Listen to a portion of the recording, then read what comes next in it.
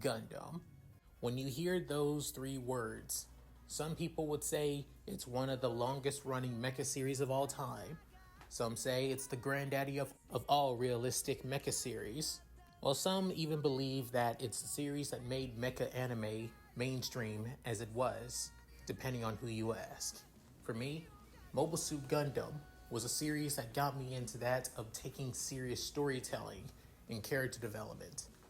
To believe in your fellow man, to hope for a better future, to take the dreams of humanity by your own hands. And even though the current human race today is less than ideal, the beliefs and ideas of Gundam still stand tall to this day. Yo, it is your boy, Leon Mookie here, and today I'm giving you my top 5 favorite Gundams. I'm mainly doing this video out of respect and for my love for Gundam Breakers 4 coming out. By the time I've uploaded this, the game probably already came out by now. So yeah, and to be honest, there's a lot of Gundams out there that are my favorites. However, I won't be doing this list just because of my favorites. I'll be going into that of crucial details about each of the Gundams, from its design to its weaponry, its purpose in the series, its impact in the story, alongside that of its pilots as well. So, with all that said, let's get straight into this, shall we, guys?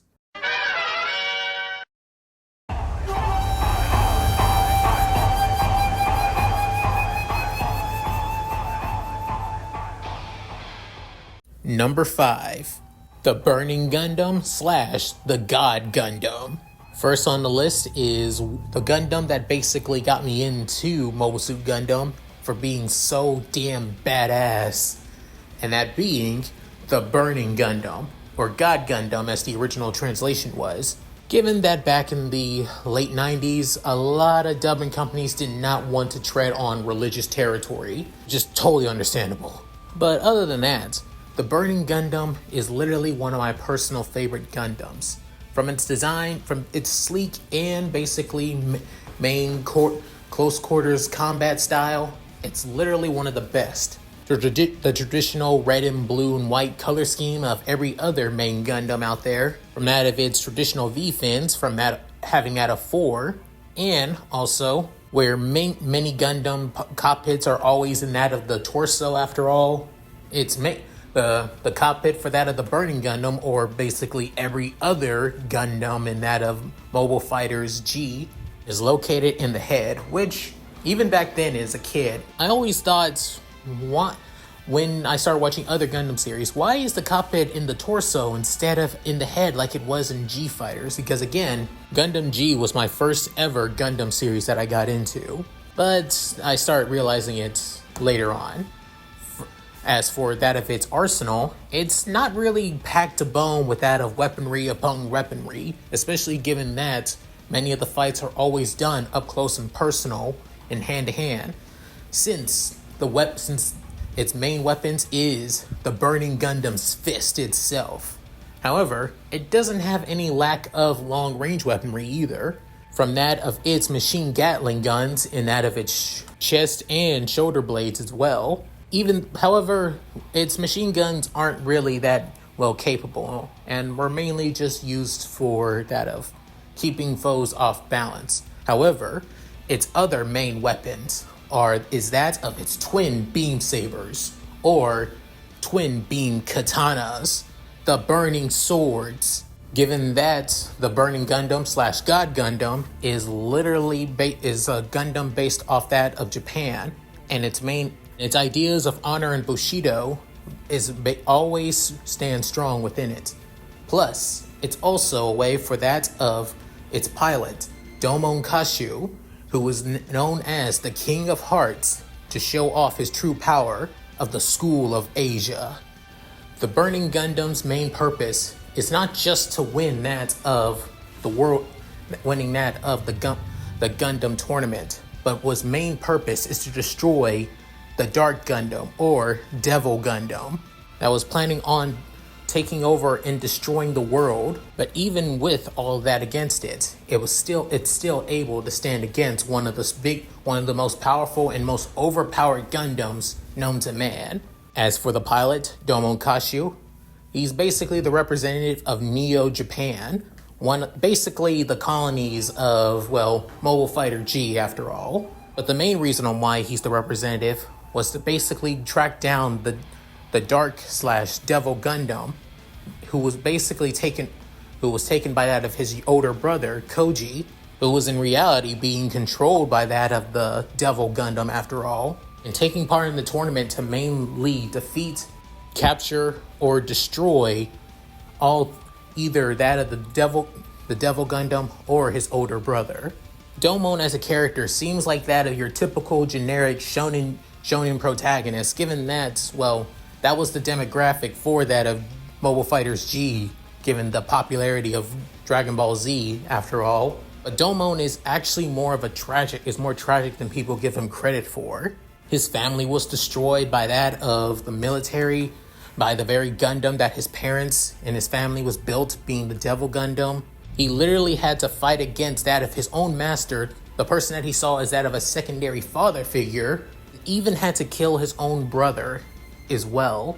If Domo didn't have that of his fellow Gundam fighters who end up becoming from his rivals to his friends by his side, and even that of his main love interest, Rain, the weight of everything that he had to go through would have crushed this man. And it's because of this that Domo's one of my favorite Gundam protagonists. But if you ever see him in that of the Burning/God Gundam, then watch out, because that hand of his is glowing red, and it roars to tell him to grasp victory.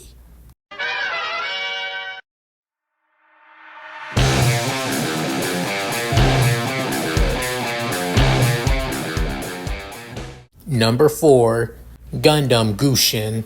Yeah, you heard me right. I'm going with that of the Gushin.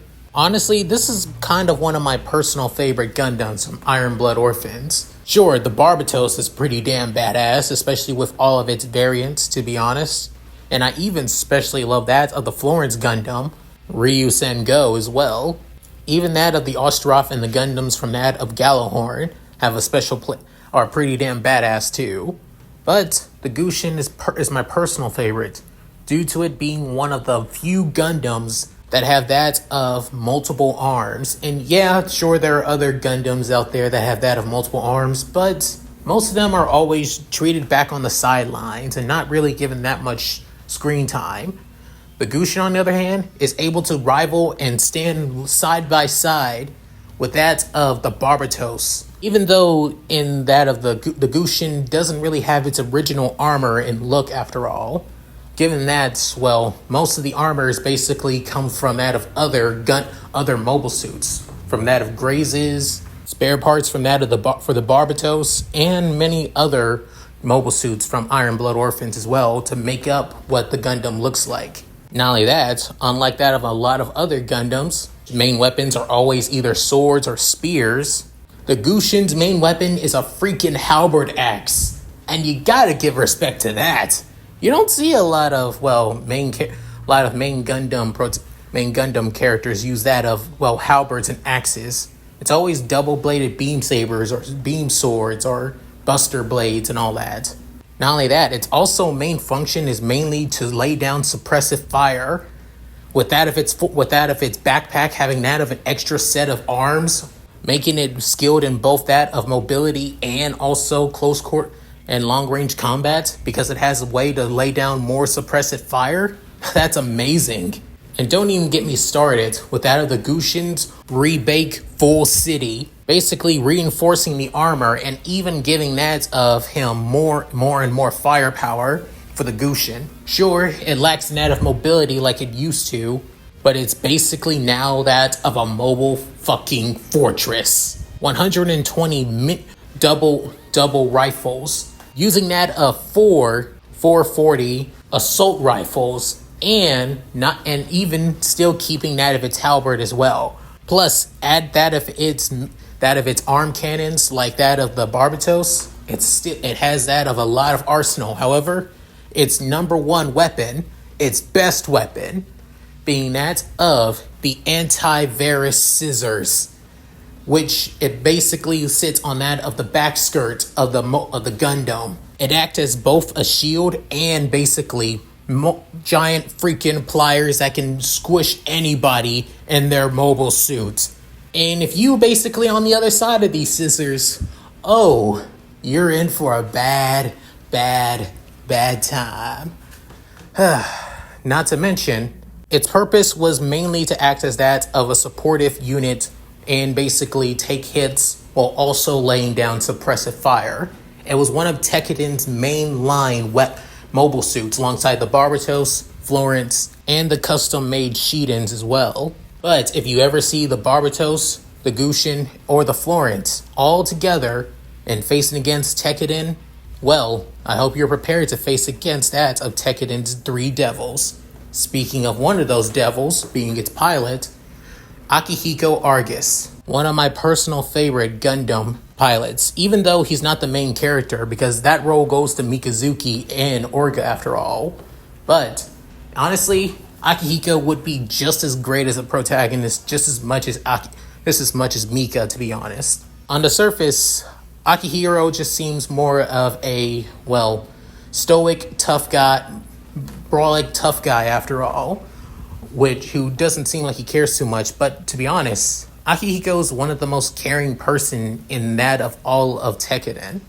He values everybody's lives in Tekken just as much as anyone else. He even sees them as that of his new family and would do anything to protect them, even adopting even that of taking in many of the Slee's human debris as that of his younger siblings after all, to honor that of his younger brother who was a member of them too. It's real shame about what happened to him and what could have been with him and Lofter though. The two of them would have made an adorable and amazing couple. It's a shame that Iron Blood Orphans really ramped up the sadness when it came to season 2, especially what happens to my boy at the very end. But even so, my boy went out like a champ, and that of the Gushin.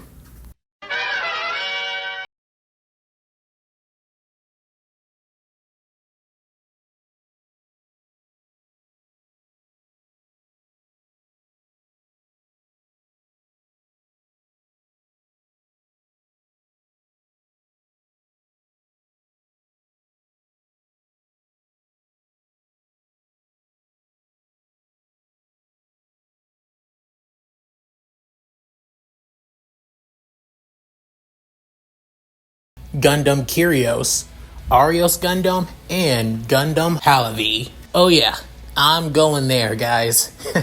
I'm basically going with all 3 Gundam, the evolution variants of that of one Gundam, that being the Kyrios Gundam. I know that this may be cheating, but you can't really blame me, to be honest. This is one of my personal favorite transformable Gundams after all. So of course it's going to be a special place in my heart, but I'll basically going through that of a quick list for each one of the Gundams. And given that it's piloted by basically the same person through each of its installments, I'm not really changing too much after all. So yeah, at any rate, first up we have that of the Gundam Kyrios, one of the 4 4th generation Gundams created by Celestial Being. The Kyrios Gundam is mainly that of a reconnaissance and transformation Gundam. Not only that, it's mainly, well, that of a reconnaissance Gundam that focuses more on hit and run, and even has that of a missile container attachment to part of it when it goes in that of its, well, mobile armor form after all. As for that of main weapons, it has that of a GN submachine gun that is attached to it when it's in that of its mobile armor form, even that of a beam saber. However, the thing that basically made it one of my personal favorites is its shield, which is basically a claw shield. The shield has that of a hidden blade inside, which is also kind of similar to that of the Gundam Exia's GN sword, which it can also pierce through that of GN fields as well, even though the Exia was the main to be that of the ace in the hole, in case of facing against that of GN drive mobile suits with solar reactors. The Curios's, claw shield was that of a secondary choice as well in case the Exia was either badly damaged or cannot battle anymore after all. But yeah, it's still one of my personal favorite Gundams, especially with its pilots, which I'll get into later on. However, when the Curios is basically badly damaged and to make up for that of its, weaknesses, older brother and successor, the Arios Gundam has it all in spades. The Arios is literally one of my personal favorite Gundams of transformation of all time. It has that it's a lot more bulkier and bigger than that of the Curios, but it still has that of a good sleek design. And not only that, it's that of its mobile armor form is just as beautiful, possibly even more. Given that the Curios didn't have a lot of options when it came to that of close range combat. To make up for it, it still kept that of the claw-based weaponry of that of the Curios. However, it can only be accessed in that of its mobile armor form, which being that of the Curios' grapple claws, which, just like anything, can basically slice right through that of the Gundam. However, it can basically lose the claws if it grabs onto them too much. To also make up with that of its lack of long-range capabilities, it was given that of a beam rifle, which has that of two settings, that of its accuracy mode and its spreading mode, which turns into that of a submachine gun GN rifle. And what's better than one? Two, damn it! But in case it loses its weapons, it still has that of its beam sabers and its wrist-guided GN beam guns inside of the wrist after all. Even though it's mainly used for that of close quarters combat, it has one hell of a range as well, that it can actually go even further, close to that of the same distance as that of its beam rifle. It also got that of upgrades from that of its, main beam cannon when that of its aerial form, with that of the, adding on to that of the GN Archer, which is basically a transformable mobile suit tied to that of Celestial Beam, but acts as that of a support for that of the Arios, and that of its missile containers as well. Then there's the Arios Avalon, but I won't go into that one. But let's go into that of its better version, its final version, the Gundam Halavi. Now this Gundam is a fucking monster of a transformation Gundam. The best part is that it's basically a mix of the Arios Gundam and that of the GN Archer mixed together, given that the Gundam was definitely made for that of two people to pilot at the same time instead of just one alone. However, this Gundam was basically made for nothing more than basically battle, and more battle. In a way, it's basically similar to that of the 00 Gundam, but if it was able to basically transform. Rows upon rows of basically GN missiles coming out on that of its back skirt. It has its very own GN cannons attached to it as well. Not only that, it even has its own bits, which are basically funnels, called that of GN scissors bits. They're basically an upgraded version of that of GN fangs. And don't even get me started on basically one of my personal favorite Gundam mobile suit weapons, that being the GN gun rifle saber. Once again, taking a book from that of the 00 Gundam, it basically it can shift from that of rifle form to that of a blade beam saber form as well. Plus it still keeps that of the claw motif, but instead turning that of the blade into that of a GN scissor. Never in my life I have never seen a weapon so beautiful and so deadly at the exact same time. Plus, let's not even get me started with that of its Mantis mode. I may have kept this out throughout the entirety of this, listing, but each Gundam basically has that of a function called Transam, basically accelerating and overclocking that of the GN drive of the Gundams, making it basically move faster, become stronger, and basically dispersing a huge amount of GN particles to deal more damage to mobile suits as well. But when that of the Halavi Gundam basically goes Transam, and it's in that of its Mantis form, Oh boy, you're basically dealing with that of a demon. A demon that shows no mercy, no remorse, no nothing. It's all thanks to his pilot, or pilots, I should say. And that being Alleluia Haptism. Alleluia is literally one of my personal favorite Gundam pilots. Honestly, his entire motif, his character, he basically screams, I'm basically the next Gundam protagonist. From his personality to his looks to how he acts, everything. He's a kind-hearted guy that hates killing. He hates fighting all the time. He prefers basically trying to solve things with diplomacy instead of with violence. He is literally that stereotype to the very end. However, what I like about Alleluia is another aspect. His inner demon, which is basically his split personality, Hallelujah, which was given to him due to that of the Superhuman Institute. Taken in ever since he was a kid due to being a war orphan, he was basically experimented on throughout his entire early years. He was also one of the first few humans that was given that quantum brainwaves. Basically, the unique ability that of innovators, basically the new types of Double O after all. But, however, he can never access his quantum brainwaves willingly or do them on purpose. The only person that was able to access his quantum brainwaves was his second personality, Hallelujah, which was basically the personality to show that he was a super soldier. Hallelujah was basically the instinct of Alleluia to come out when he basically needed to live and survive.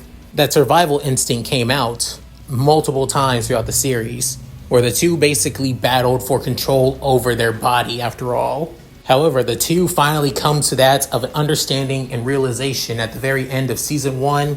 They basically put their grievances aside at the end of Season 2, and they fight together as one in that of Trailblazer. You may be wondering, why am I just calling out Hallelujah basically his own person when he's basically nothing but a figment of Alleluia's imagination? That's what I thought too, but he really is his own person.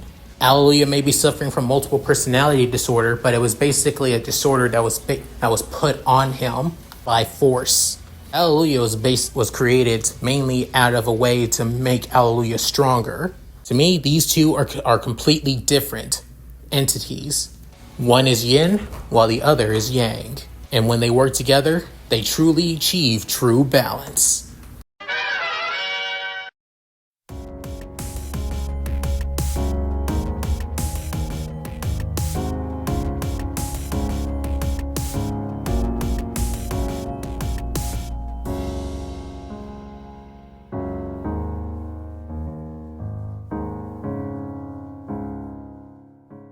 Now we have number 2, the Unicorn Gundam.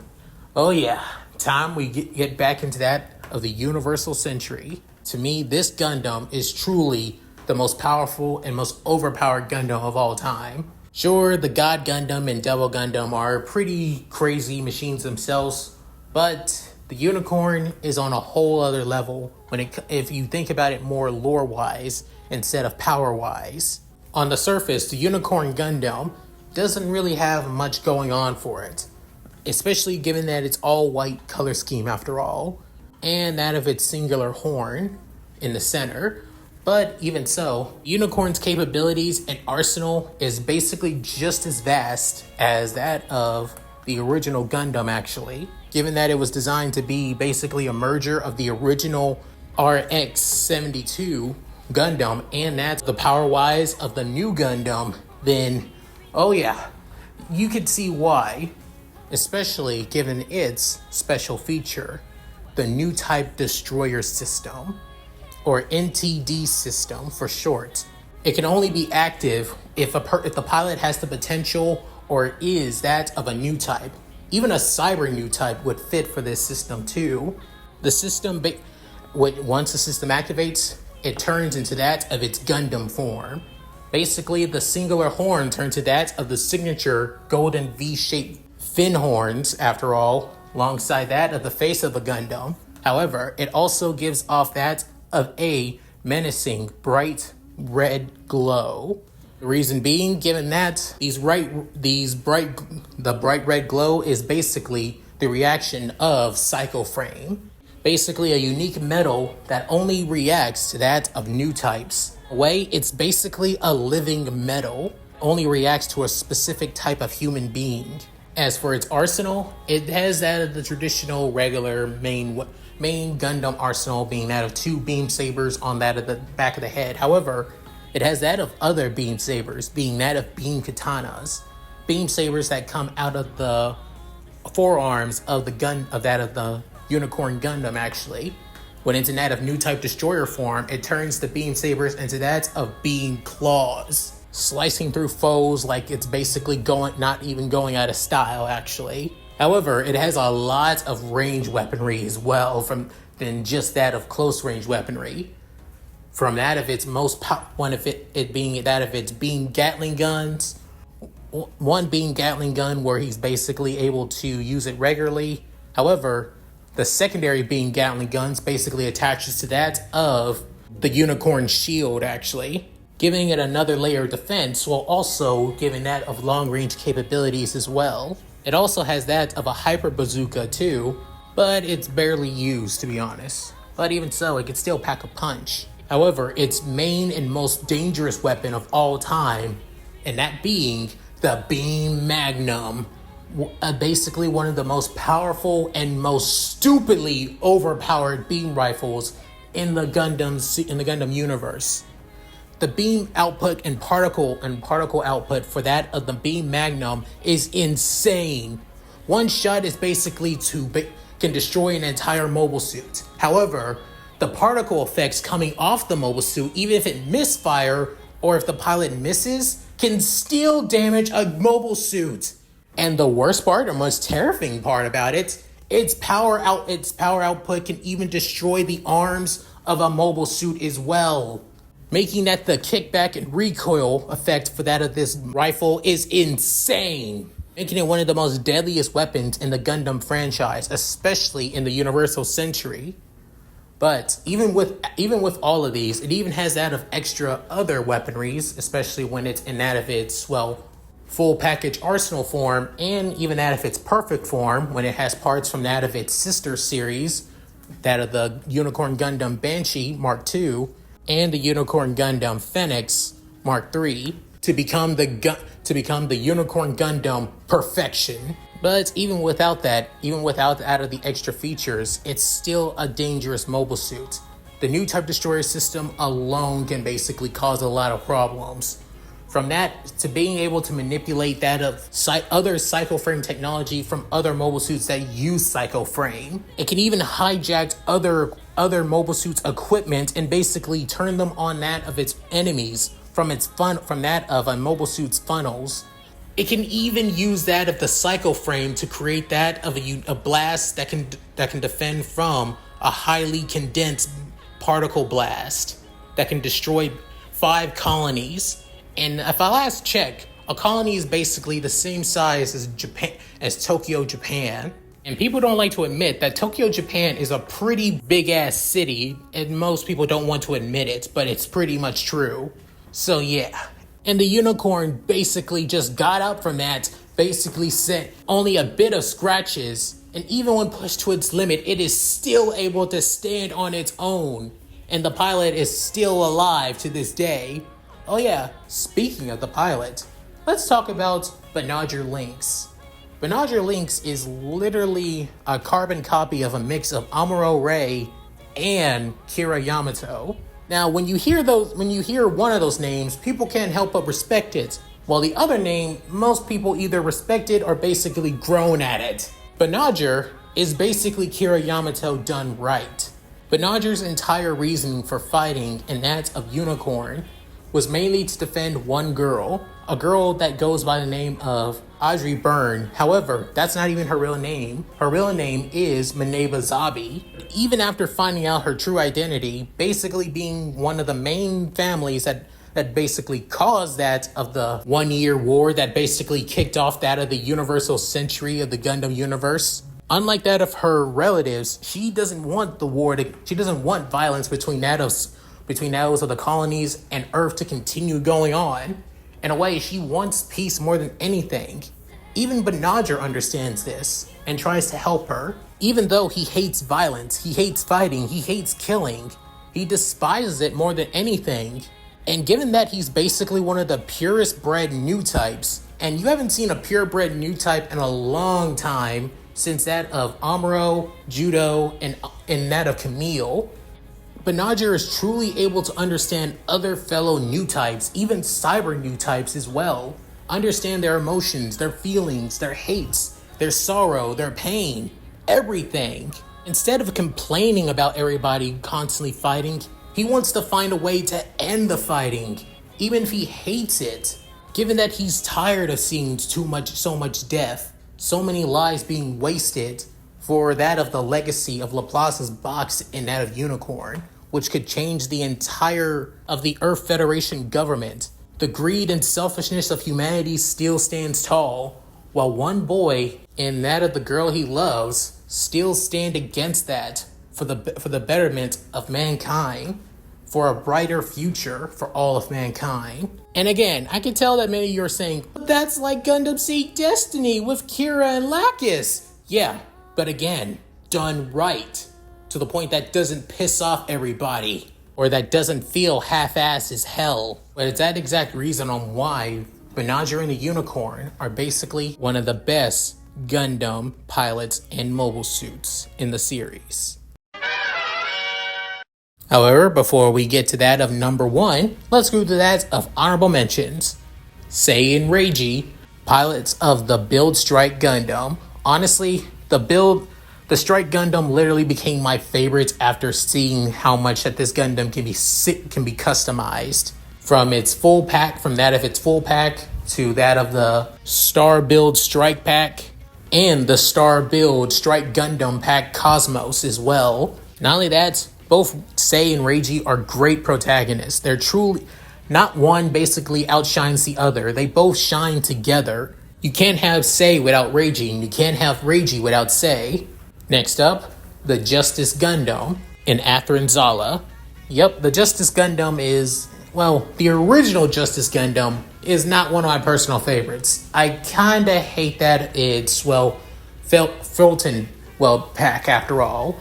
It's so, bulky. I know it looks pretty realistic, but it's so lame, it's so ugly, to be honest, that it kinda clashes with that of the Justice full body after all. Good thing the Infinite Justice is a thing. So yeah, 100 times better than the original Justice Gundam. Basically, the backpack is 100 times better. It also has that of beam sabers, adding it to it, where the whole ramming thing that Athrun did in that of the original Seed makes a lot more sense in that of Destiny.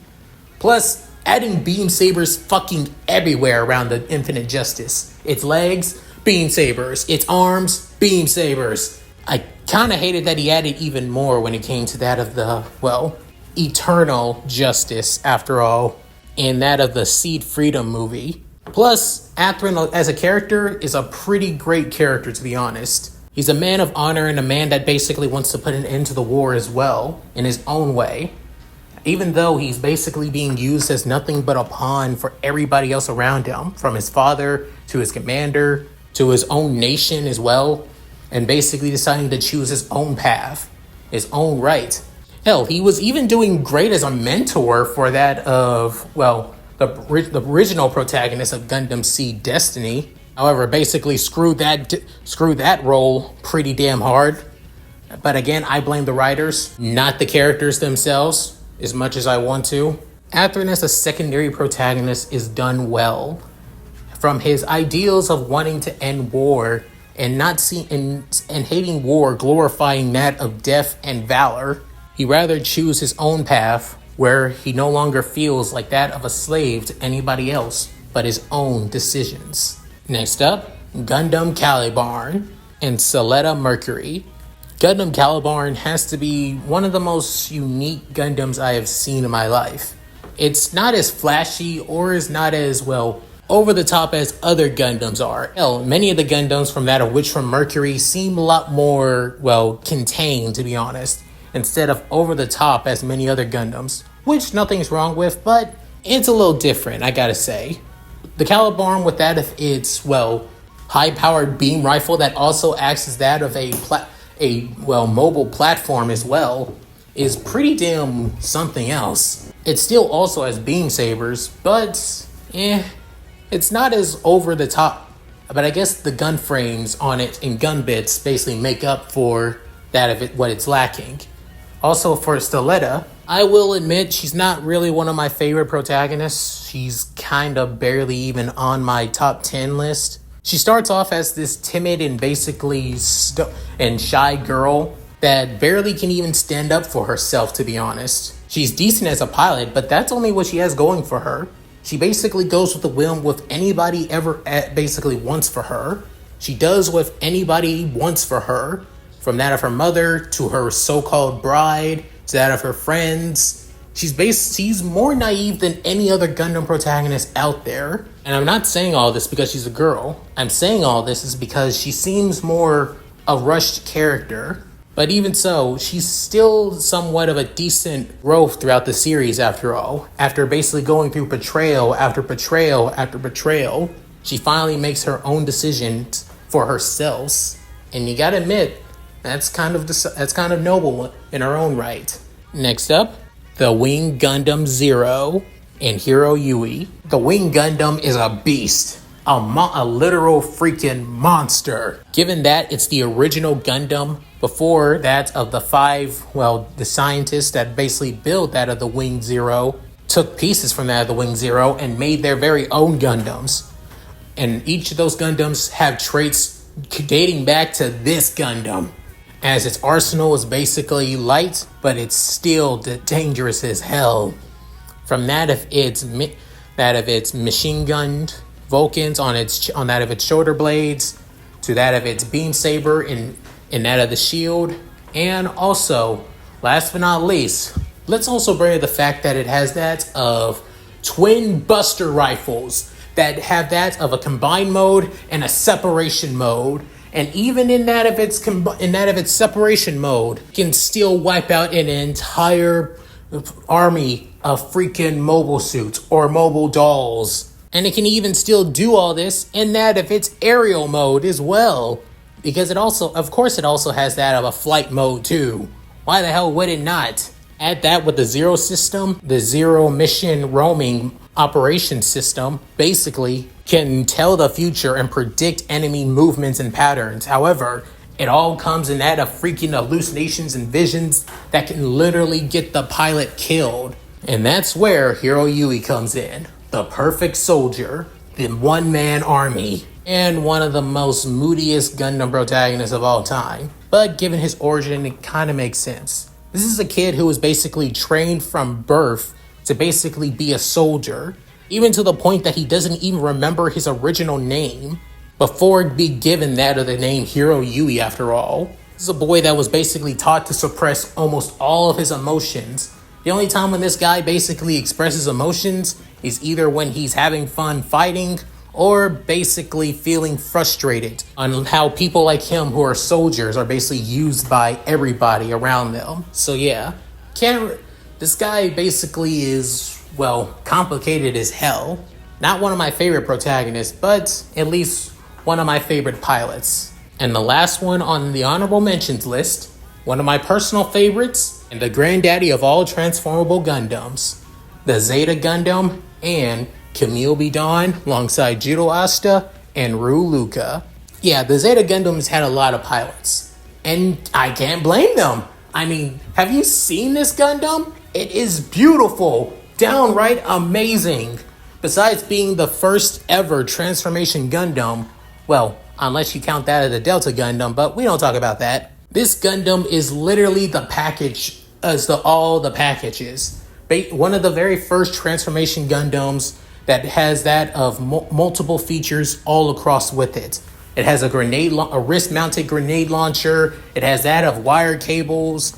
It even has that of a beam saber attached to it as well. Hell, its main long-range weapons, from that of its beam rifle to that of its mega beam launcher, are just as overwhelmingly dangerous. Hell, the beam rifle can be configured to basically have that of a high concentrated beam out of that of the barrel to be that of a secondary beam saber. Plus, it was the first Gundam to also use that of the metal known as Psycho Frame as well. So again, it was the Zeta Gundam that was basically the start for a lot of overpowered Gundams later on in the series. So we gotta be thanking this thing, or better yet, thanking its original pilot and the person that made this thing. That being Camille B. Dawn, one of my all-time favorite Gundam protagonists. Camille was literally a kid who spent his entire life being looked down upon, and all due to one thing, his name. I mean, when you got the name Camille, which is literally a girl's name, you gotta basically try your best to show on how freaking masculine you are. The guy has done sports after sports, taken up engineering and mechanic work, even that of multiple martial arts as well, just to prove that he is a guy. And don't even get me started on his home life. Plus, just like any other Gundam protagonist, he hates violence. Or better yet, he hates killing more than anything. He doesn't mind violence as a whole, but he hates how people's lives are just thrown away, seen as basically tools and puppets on a chessboard, to the point that he even starts trying to find other ways outside of fighting to basically reach his own path in life. Hell, I will even say this outright. He's literally the suavest Gundam protagonist who has more girls pining for him than anybody out there. How about his successors? From that of Judo Asta and Ru Luca. Judo Asta was literally his successor after suffering a little bit of a head trauma at the end of Zeta Gundam. Judo tried to steal the Zeta Gundam because he was a junker, but of course, he got involved in that of the war due to losing his little sister to that of the, remnant Zeon forces known as Axis. It started off all fun and games for the guy until he began to realize that the war between the AUG and the Axis was getting too serious, to the point that he realized that he needs to take things more serious than he did before. And even though he moved on from that of the Zeta Gundam to that of its successor, the Double Zeta Gundam, he still made a name using that of his own mobile suit, in that of the mobile suit that he started out in. As for that of Ru Luca, she also was the successor to that of Camille as well. She was the one originally supposed to pilot that of the Zeta Gundam, given that she joined that of the AUG on that of her own free will. A bit of a hothead, but is also kind of a cool and collective kind of girl too. She's basically the prime definition of a decorated soldier woman after all. But let's not be joking around. She does have her moments of being a girly girl. And given that she ends up with that of judo, well, guess it kind of makes sense.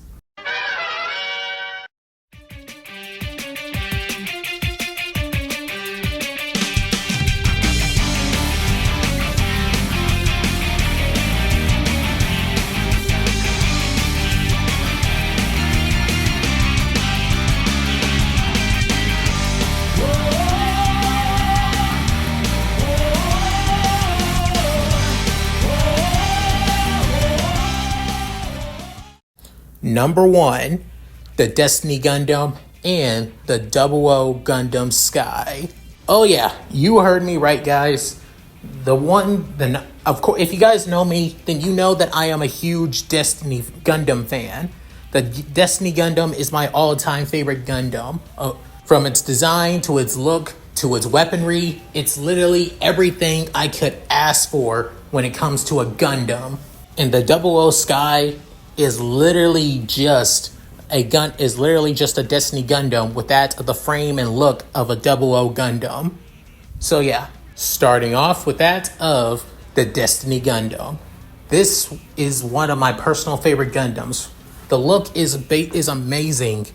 It has that traditional red and white and blue like any other Gundam. It has a sleek design when it comes to that of the body. However, it's the backpack that I love the most. Those red wings, that of the sword and high energy rifle, but we'll get into those. But again, also that of its signature V-shaped horns on the forehead, It's another one of my personal favorites. It actually looks well done, more menacing than that of any other, well, Gundam out there when it comes to horns, to be honest. Even Gundams that are literally supposed to be evil don't even compare to that of the Destinies. Well, at least to me, to be honest. Oh yeah, and speaking of its arsenal, oh yeah, bringing up that of its onboard arsenal at first, like from its, well, plasma pulse after all, basically highly condensed and beam energy composed with that of with that of EMP waves that can be hit from that of the palms of the Gundam of the Destiny Gundam. It can be used not as that of offensively, but also defensively as well. Even can catch that of beam sabers in the palm of its hand. Now that is badass.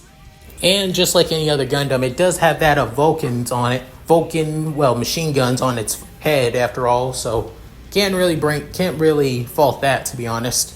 It also has that of beam boomerangs on its shoulders, where it can be used for that of close range combat and also be used to that for long range combat as well. Even somewhat of its main beam weapon from that of its high output energy beam 52 beam rifle, which is basically an upgraded version of that of the Impulse's Gundam's main beam rifle. But now it's time for us to get into the real meat of things, its true weaponry, and that's the weaponry on its back. Starting with that of its main melee weapon, used for that of true combat. The weapon that truly sees it as that of the greatest mobile suit weapon of all time. And I'm talking about the massive beam anti-ship sword, Avalon. Oh yeah, the Avalon has to be one of my personal favorite melee weapons for that of Gundam mobile suits. And it can not just be used for that, and it doesn't just have that of its beam, that of the beam energy coating that of the edge of the blade, but also on the tip of the blade, it can be used for that of melee damage as well. Given that everything has that of phase shift armor, beam technology is needed. However, there are sometimes that they started developing countermeasures for beam technology. So of course, just raw metal iron is needed too. To me, this weapon is truly perfect for anybody that wants to deal that of massive damage and wants to cut a mobile suit in half with one slice. And I won't lie, that may be due to my love for that of, well, giant swords, so I won't lie about that.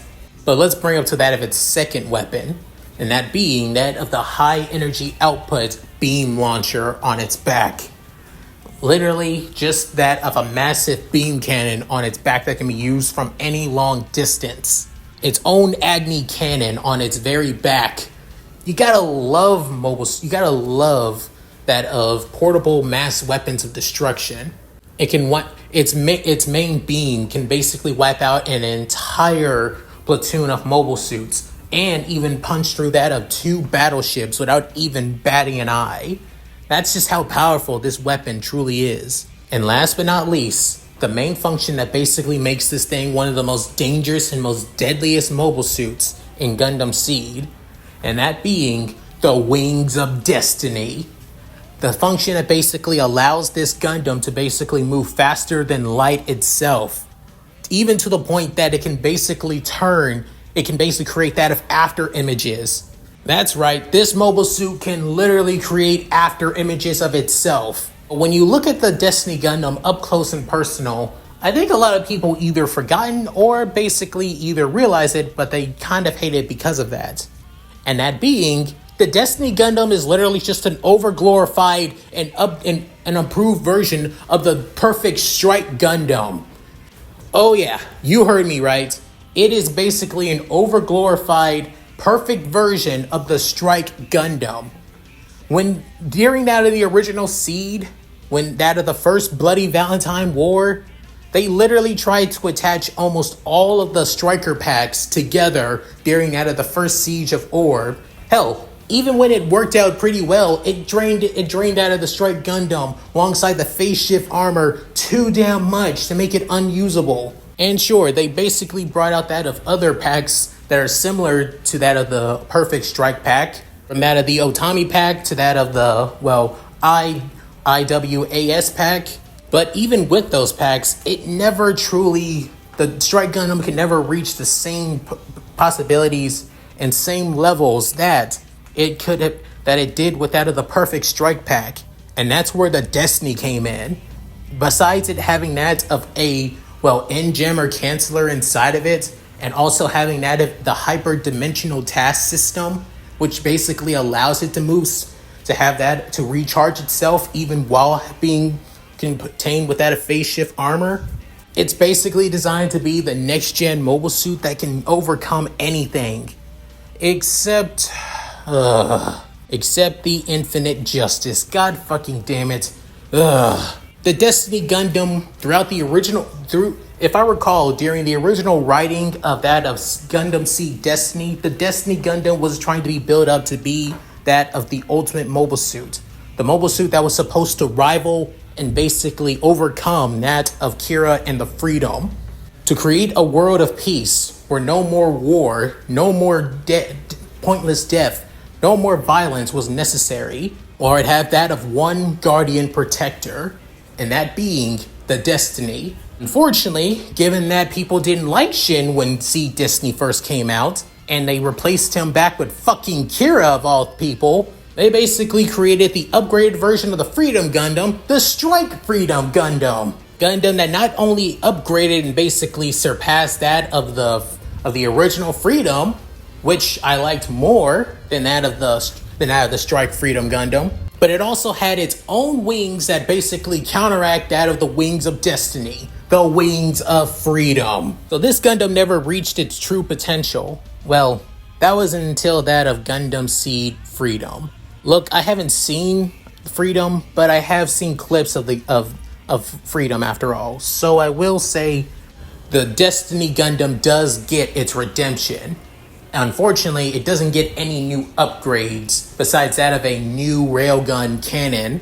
The only difference is that in that of Freedom, the Destiny literally just goes through that of a paint job, where instead of the white, the original white, it's more of a lightish gray, which proves that the creators really do love hoeing that of the Destiny. Look, I know the Destiny was originally supposed to be a Gundam for that of, well, Gunpla sales after all, and was only made for Gunpla sales, but you got to admit it's still an awesome mobile suit. And at least they gave us that and shown what it's truly capable of in that of Gundam Seed Freedom. Shin literally pushed that mobile suit to its paces, giving us that of the true capabilities of what the Gundam is truly capable of. In the great words of Raymond Holt of the 9-9, Vindication! Also, speaking of Vindication, let's talk about its pilot, Shin Asuka. One of the most controversial and one of the most hated Gundam pilots early on in the years. I love Shin. The guy's origin is basically well done. He's literally a victim of the aspects and cause and that of people that caused that of the first Bloody Valentine War. He was a coordinator kid that basically lived in Orb, that believed in the ideas of neutrality and peace. They thought going to Orb would at least keep them out of the war and out of the fighting, but instead the fighting came to their doorstep. All because people basically decided that Orb's neutrality was nothing but a fucking joke. And to be honest, even I gotta say it was a joke. I'm not saying that Orb shouldn't have remained neutral. All I'm saying is that they should have knew that this shit was going to happen, that sooner or later they were going to be targeted. But again, Seed basically made it seem like Orb was always going to be taken out, either by that of the by that of the Alliance, or by that of Zaf, no matter what. So of course Shin would be pissed and angry that the fact that the country that he and his parents believed in wholeheartedly, that they thought that they were going to be safe, was basically attacked, and that he lost his entire family because of it. Hell, there's even a theory that it was Kira's fault that he lost his family. And because of this, he went on his own journey of self-discovery, of wanting power, to no longer feeling powerless ever again, to have the power to protect what he holds dear in his hands. And yet, he was able to rebuild his life. He joined up with that of Zaf's military. He became that of a redcoat pilot. He got the permission and the honor to pilot that of the next gen Gundam of Zaf, being the Impulse Gundam. He worked his ass off to get where he is now. And yet, people want to complain it's because he basically whines, complains, and yells about everything and gets angry at everybody. Okay, are you basically telling me that a guy who lost his entire family, who has anger management issues, and basically is around the very people that is the cause of his family's deaths, and you expect him not to get angry? Plus, let's bring in the fact that Shin is a person, that Shin's original character motivations was to be a protector, a guardian, a soldier who values people's lives more than anything. The show even basically shows that he values innocent lives more than he values that of the mission, when he literally saved that of people who were being killed during that of the mission and were being imprisoned by that of the Earth forces. He decided to go leave the battlefield to basically allow the people to go back to their families. And yet, Athrun basically slapped Shin and said that he was in the wrong and said that he did it just to play hero. Again, this is a kid who lost his family right in front of him and was basically suffering a PTSD moment. And yet, he gets punished for it by that of his superiors. Yeah, fuck you, Athrun. Not to mention, this guy has way too much trust issues as well with that of authority. Of course he would trust, and yeah, maybe it was too obnoxious that Shin basically trusts Durandal. But yeah, when it came to Durandal, and yeah, he did manipulate Shin alongside Rei. But at least with Rei was literally the closest thing to a friend that he had alongside Luna Maria.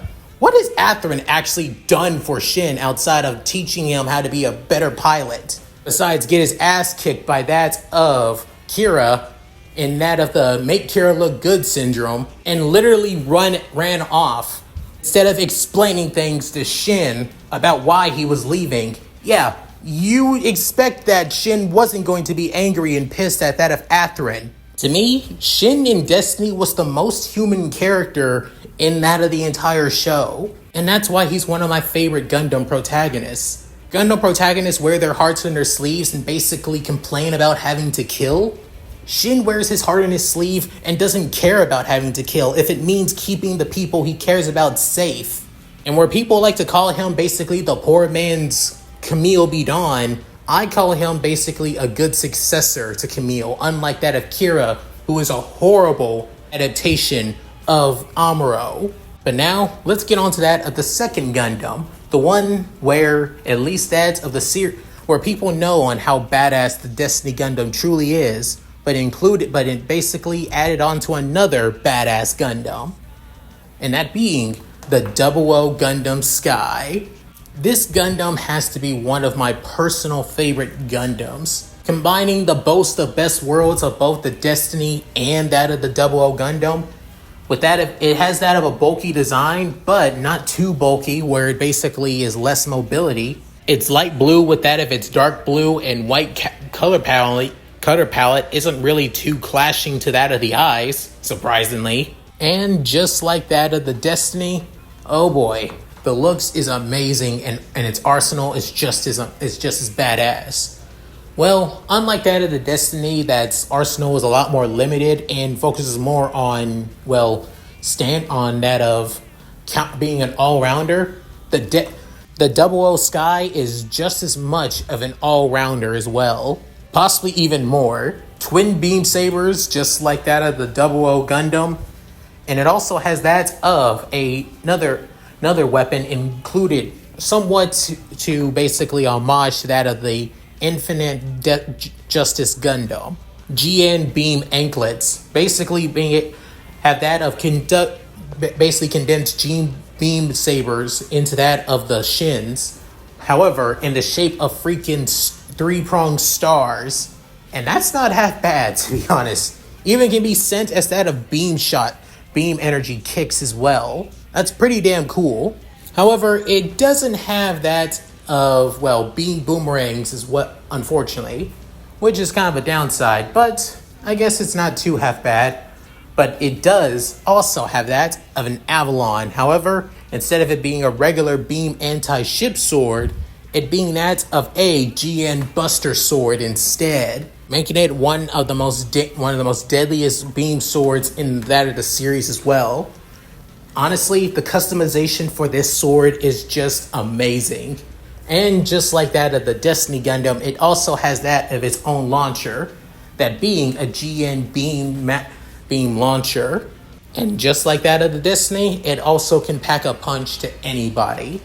It's just that OP of a Gundam too.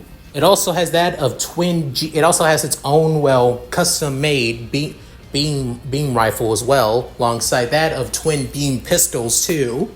And let's also bring up the fact of its special features.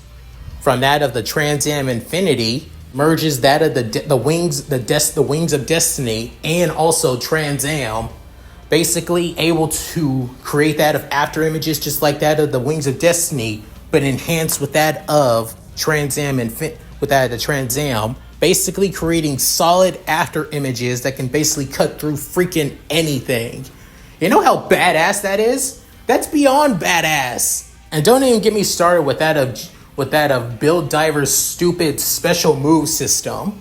Literally, the special move that Riku creates for that of the 00 Sky starts off as that of turning that of his GN Buster Sword Avalon into that of a GN Katana that can literally cut through freaking anything with one solitary slash.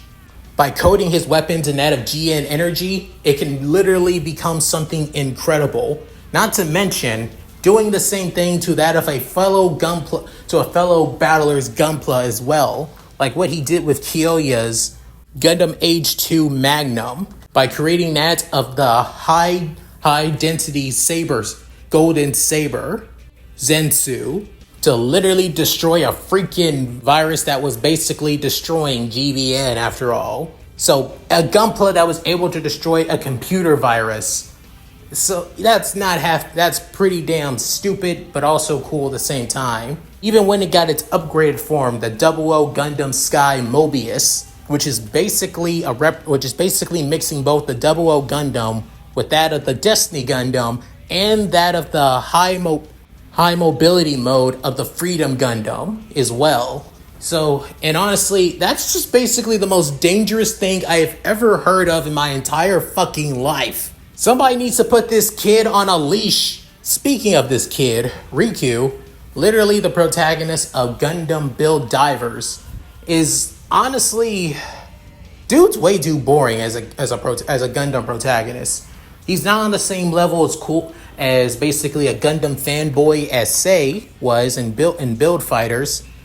He's not as cool as that of Reiji. He's not as determined and hardworking as that of Sekai from Build Fighters Try. He doesn't live up to the expectations of past Build Fighters protagonists after all. He's basically a guy that just got into that of Gunpla, got into that of GBN, built his own custom-made 00 Gundam, being 00 Diver, surprisingly was able to beat that of a longtime player of GBN, even though it was, Doji after all. Got his ass kicked by a more experienced player, become mentors of basically the #1 player in that of GBN, while also building his own team and also learning from other powerful and other pros in GBN. Yeah, honestly, Riku is literally just Kirito. Now, I'm not just saying that because I'm not a fan of Kirito. No, he is literally just Kirito. The plot literally just follows this little nigga anywhere. It's like everything just goes well for this kid. At least in that of, Re-Rise, that he actually grows as that of a character. I mean, sure, he doesn't get that much screen time, but it actually shows that he was realizing that his mistakes when he first became that of a GBN player. Riku may not be my favorite Gundam protagonist or even my favorite Gundam pilot at all, but I will say him and I do have good taste when it comes to Gundams and Gunplas in general. Even in Seed, the Destiny may not gain its respect, but outside of Seed, at least in the Build series and in the fandom as a whole, the Destiny Gundam is still one of the most popular and one of the most beloved in the series. And that's it. Thank you guys for watching. Hope you guys enjoyed the video. Please tell me what you guys think in the comments below. Love to read what you guys have to say. And what is your favorite Gundam from that of the Gundam franchise? Please, I want to know what you guys had. What is your all-time favorite Gundam to you guys too? This is also a bit of a update for that of my side channel. Now that since Gundam Breakers 4 is out, I'm going to be trying to release that of more Gundam series. Now I'll have more better options for making that of Gunplus. Expect a lot more future Gundam series outside of just Seed and, well, Witch from Mercury as well. I'll also be able to continue sequels of already existing Gundam series now with more options to my builds. So yeah, at any rate, if you guys like this, please like, comment, and subscribe. Hit that bell notification, keep to date my videos uploaded on the channel. Also, please check out my Discord, gaming channel, main channel, side channel, Patreon, and Cash App. All linked in the description below if I'm not too lazy to do so. So, with all that said, this is Leon Mookie, signing out. Later guys, and hope you all take care.